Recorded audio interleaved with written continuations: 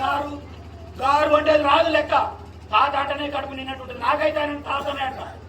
ప్రతి సంవత్సరం ఏప్రిల్ 11వ తారీఖున ఒక 4 సంవత్సరాల క్రితం దాకా ప్రతి సంవత్సరం 5 లక్షలు పెట్టి ప్రోగ్రామ్ చేస్తుంటే నేను ఒక 4-5 సంవత్సరాలు 3-4 సంవత్సరాలు అయినంతే కొత్త ఇబ్బందుల వల్ల తగ్గించింది. కాబట్టి సోదరులారా, పూలే గురించి మీకు ఆ విషయాన్ని తెలియజేస్తాను. వెళ్ళి ఆయన ఎక్కడ కూర్చున్నాడు? చెరువు కట్ట దగ్గర కూర్చొని ఏడుస్తున్నాడట. అక్కడి నుంచి ఎస్సీలు పోతున్నారు.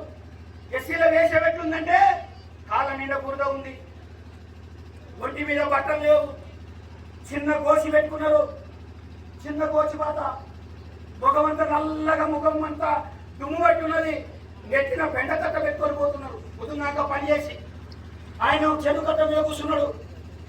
వీళ్ళు పోతూ ఏం చేసి ఆయన చూసిరట, అరే అని నవ్వుతున్నాడు. అప్పుడు ఆయన అనుకున్నాడు, నేను దెబ్బలు తిని ఏడుస్తున్నా, అవమానం జరిగిందని. కానీ ఇంతకంటే ఎక్కువ అవమానం జరిగింది వీళ్ళకు. ఎందుకంటే బట్టలు లేవు, కాళ్ళకు బురద ఉన్నది, ముఖం మీద దుమ్ము ఉన్నది, నెత్తిలో ఒక పాడుబడ్డ కట్ట ఉన్నది.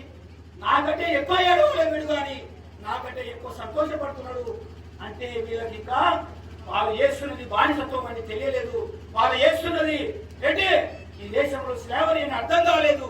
కాబట్టి వీళ్ళకు చదువు చెప్పవలసిన బాధ్యత నా మీద ఉన్నదని చెప్పేసి ఆ రోజే ఆయన డిసైడ్ చేసుకుని 1848 నుంచి 1852 వరకు దాదాపు పూణే పట్టణంలోనే దాని చుట్టుపక్కలనే 18 పాఠశాలలు పెట్టినటువంటి ఒక గొప్ప మానవీయ మూర్తి మహాత్మా జ్యోతిరావు పూలే. మిత్రులారా, టైం లేదు, అంతకుమించి మైక్ సహకరించలేదు నాకు. ఇంకొక సంఘటన చెప్తాను పూలే మహాత్మను గురించి. చాలా విషయాలు మన వాళ్ళు చెప్పారు, కానీ ఇంకొక 2 విషయాలు చెప్తాను.